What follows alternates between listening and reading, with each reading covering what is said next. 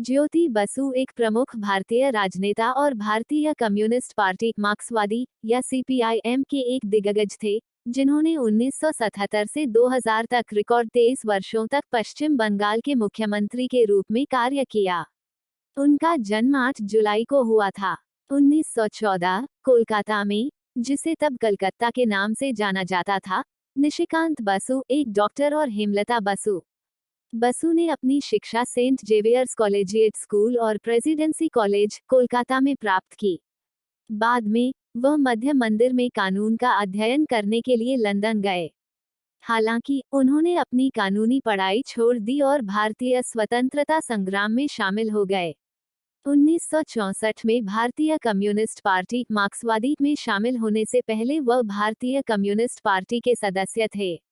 बसु का राजनीतिक जीवन 1940 के दशक में शुरू हुआ, जब उन्होंने ब्रिटिश शासन के खिलाफ भारत छोड़ो आंदोलन में सक्रिय रूप से भाग लिया। स्वतंत्रता संग्राम के दौरान उन्हें कई बार गिरफ्तार किया गया और कुल 5 साल जेल में बिताने पड़े।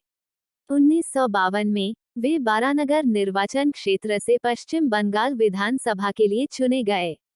बाद में उन्होंने 1967 में पश्चिम बंगाल के उप मुख्यमंत्री के रूप में कार्य किया। 1977 में राज्य विधानसभा चुनावों में वाम मोर्चा गठबंधन की शानदार जीत के बाद बसु पश्चिम बंगाल के मुख्यमंत्री बने।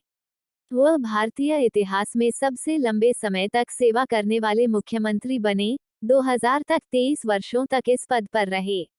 अपने कार्यकाल के दौरान उन्होंने भूमि सुधार, ग्रामीण विकास कार्यक्रमों जैसी कई प्रगतिशील नीतियों को लागू किया और सार्वजनिक वितरण प्रणाली को मजबूत किया।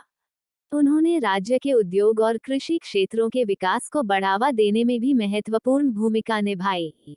बसु अपनी सरल और संयमित जीवन शैली और जीवन के सभी क्षेत्रों के लोगों से जुड़ने की क्षमता के लिए जाने जाते थे।